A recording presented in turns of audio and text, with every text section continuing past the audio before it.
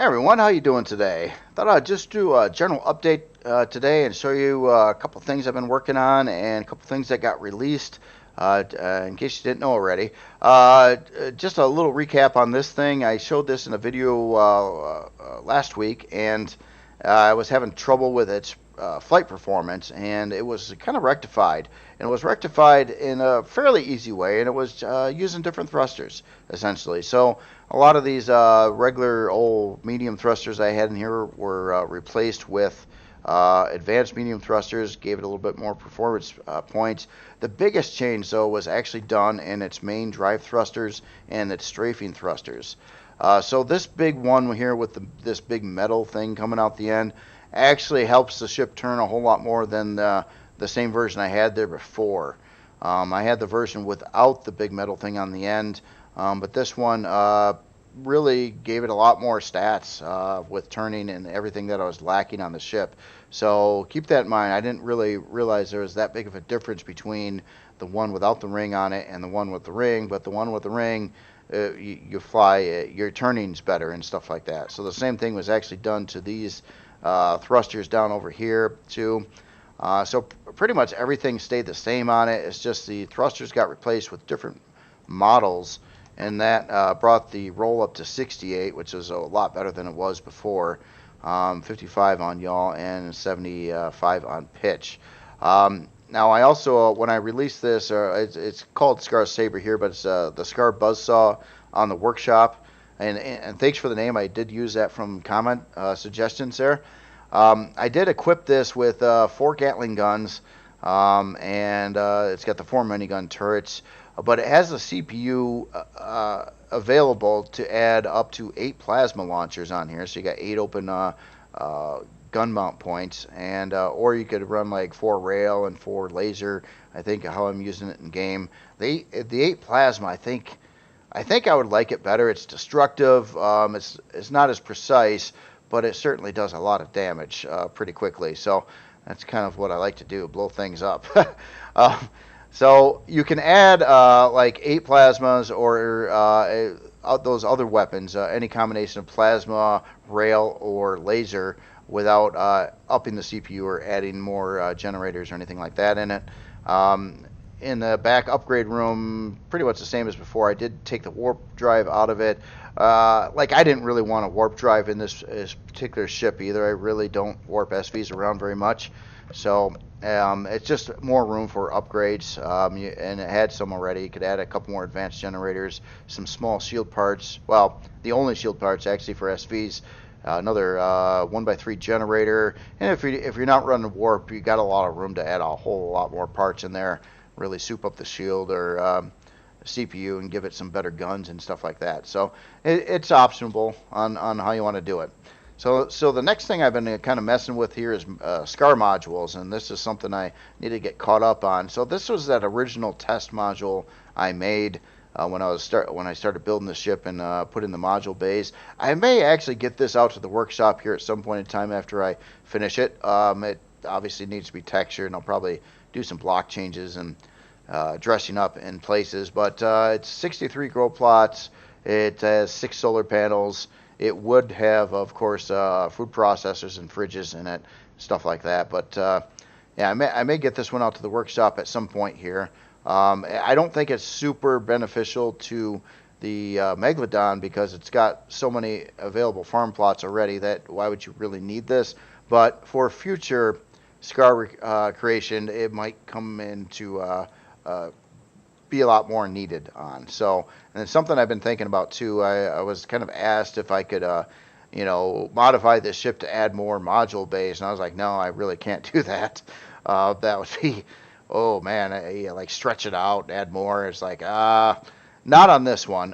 That would be an immense task because it would screw up, I mean, everything on the interior and everything if I were to do that. So probably not on this one, but I do plan on building a future Skaar ship that's smaller than this that sports more module bays. So 4 or 6 or something like that in module bays I think would be appropriate, but it won't be on this ship. It'll be a smaller ship that is pretty much straight to the point for gameplay without all the battle arenas and and shops and everything else that's in this one. So that is something. So the next thing here is I worked on another module, and this is a mining module.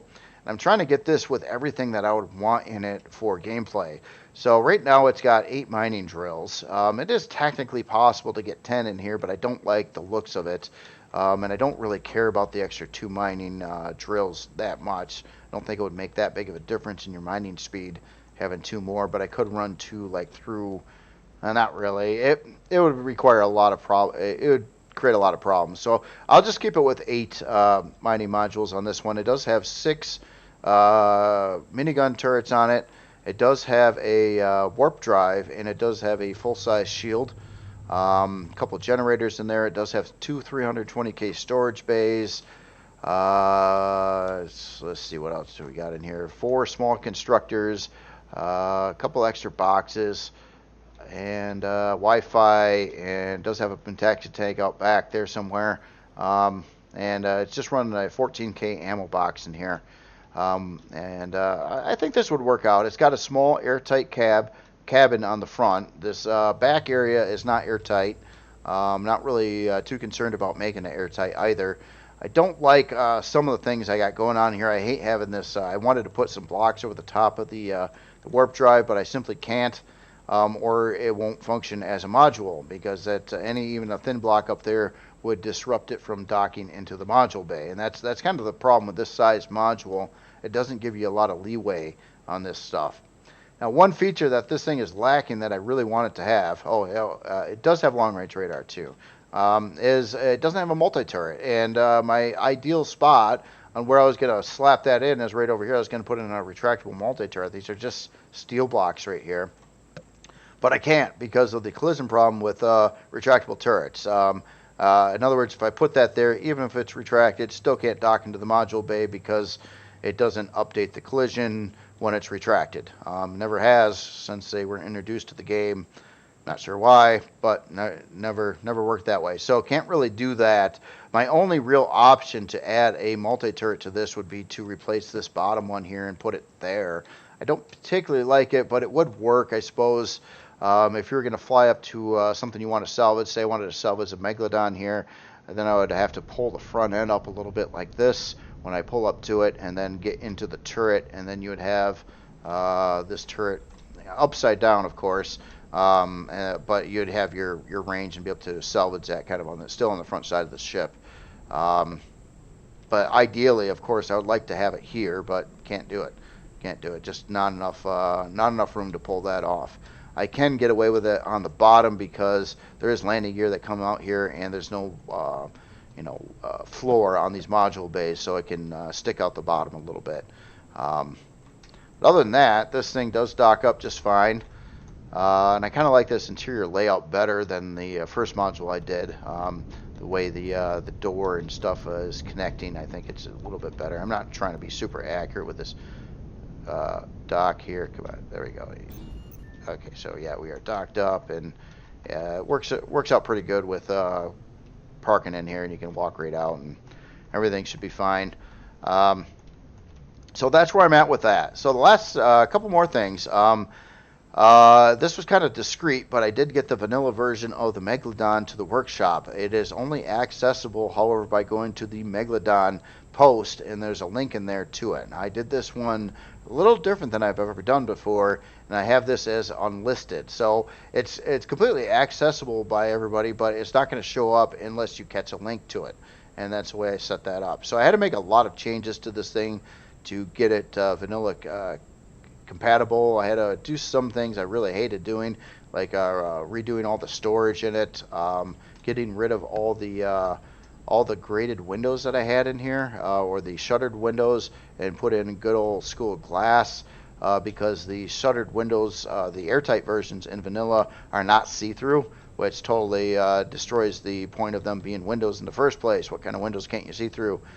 No idea. But they're called windows, but if they're airtight, then they're completely opaque and you can't see through them. Don't know why that is, but I had to replace them all on the ship pretty much, except for a couple thruster areas that I left them in yet. Now I'm in Reforge Eden right now, so the stats aren't going to come out right. But the vanilla version, it's got a full rundown on all the changes that were made. It's got 14 320K storage bays instead of the 8. No, I'm sorry. Instead of what it did have, it did have 8 640s plus some other ones before. So it's got less storage than the RE version, but vanilla also charges a whole lot more for storage. I did add in some more thrusters, so it's got all 4 of its forward thrusters, all 6 of its lift thrusters. It's still lacking a strafing thruster per side. Couldn't do that. These are extremely expensive with CPU. 533,000 CPU for one of these thrusters. So just couldn't add any more in. On the vanilla version, it comes in just under 10 million CPU. Also, it does have 8 advanced constructor stock, and it does have a repair bay, or a T2 repair bay, and console, and a teleporter as well. All the solar panels were removed over here, and there's kind of a new flooring over here.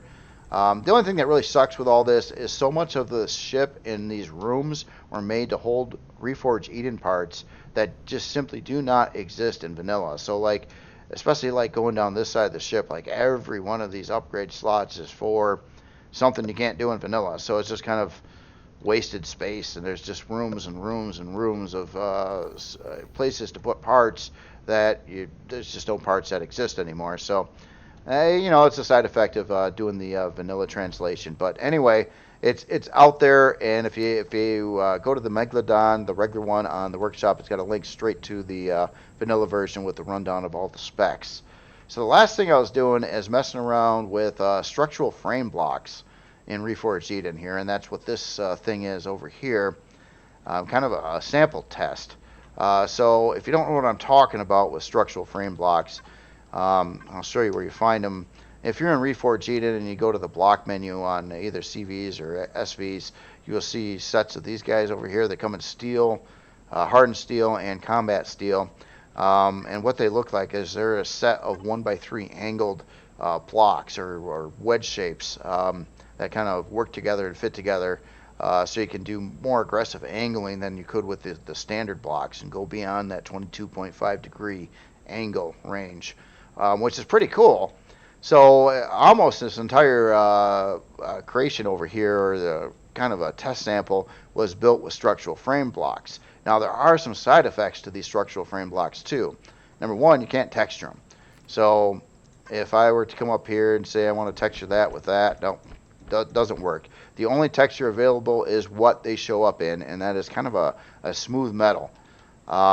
And you also cannot use any custom colors on them. So you can use default colors, and that's what I did with this build. But like I got 2 grays in here that are custom, and they shine through as the original color and not the custom color.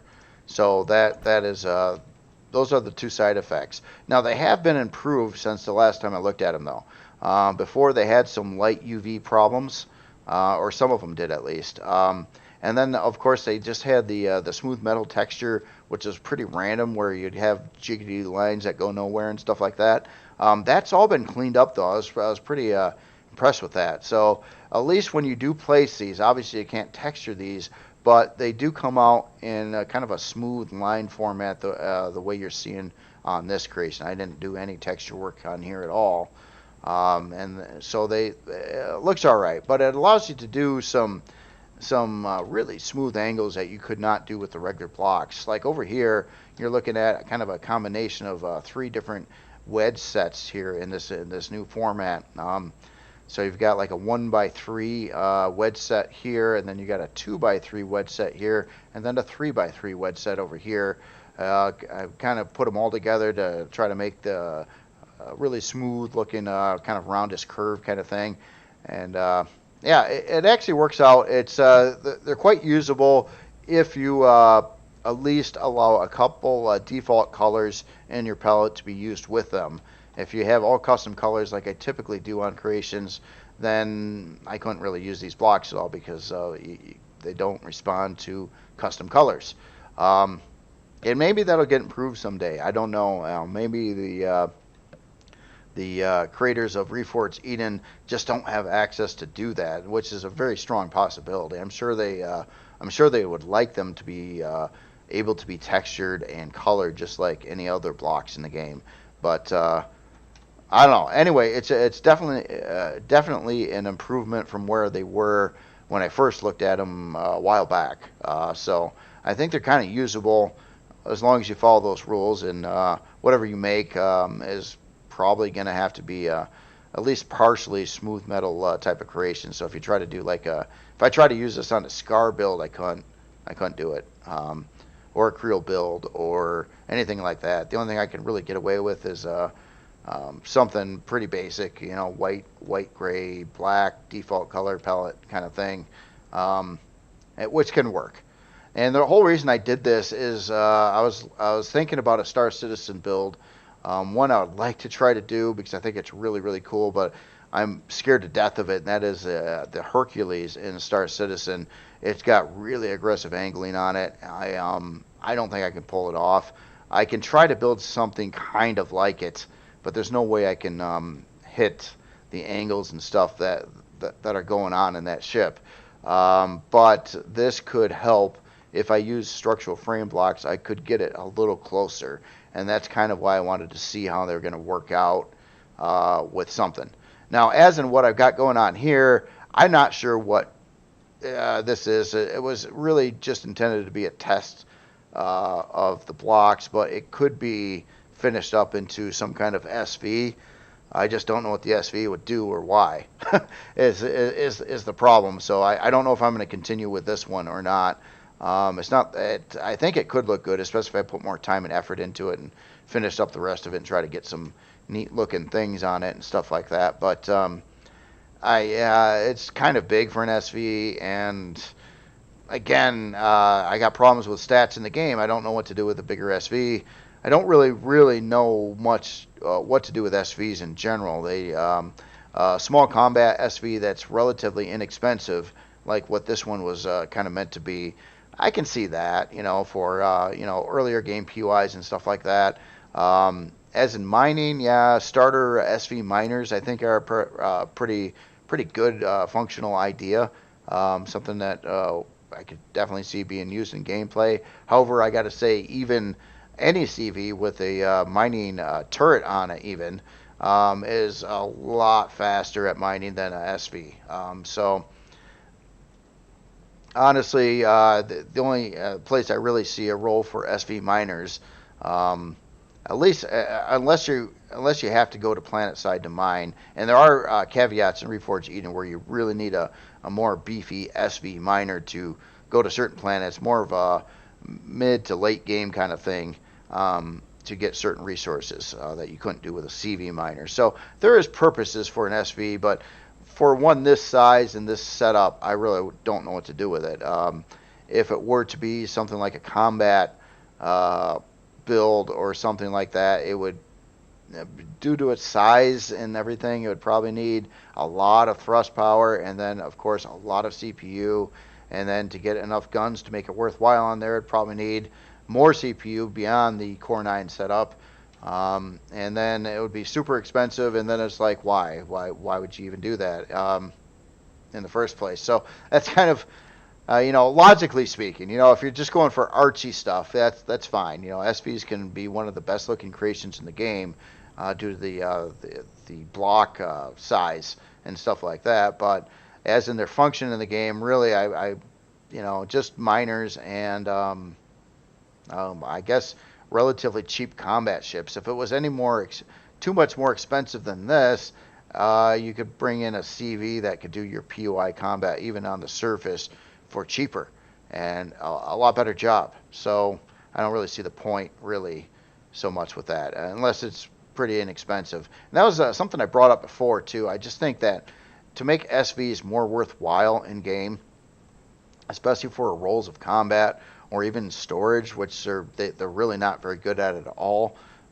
in comparison again to a CV, is maybe they should be a lot cheaper in price, because when you get, like, say this thing was all finished up and it had all its thrusters in here and it had a lot more guns and the shield and and warp drive and all these fun things that you might put on here, the thing would probably cost more than just about any starter CV out there.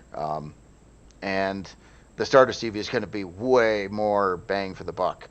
This might, the SME might look nicer. It might be, it's all pretty and everything, but it ain't going to do much for you in the game. And that's kind of a problem. But other than that, I will shut up. I just wanted to show you all the different things, explain that this is out to the workshop. It was put out Sunday. It's just very discreetly done, so you might have not known it. Yeah, I'll keep on working on the miner. The miner is going to be my next release. So I'll try to get this. I'll try to figure out all my little quirks and problems with this and try to make it look prettier and get it all textured and stuff like that. Then I can get that in the game. I might try to bring it into the game earlier and try it out a little bit. But hopefully, if all goes well, I'll get this out this weekend. And then we'll at least start to get some Skaar modules out there. This one, at some point, I don't really need this one right now necessarily complete, because I don't really have any particular use for it at this moment in time. The only real ship that it's designed to dock with is this one, which has like 324 or something like that grow plot locations in it. So why would you need an extra 63 on the side? But it could be practical. I mean, it is. I don't know if the 6 solar panels is going to be enough to operate this thing. I'm going to have to test that too, and also get in a power switch so you can turn off the thrusters quickly, or everything that is not needed. I wanted to see if this thing could sustain itself all the time, purely from sun, or purely from the solar panels. You don't even sun for that, but not in this game at least. Well, I'm just kidding, but then maybe it could be kind of worthwhile. You could park it somewhere and have it as a grow plot, grow area that just keeps on ticking, I guess, providing it has oxygen at least. Other than that, I will shut up, and you all have yourself a great day. I'll talk to you later.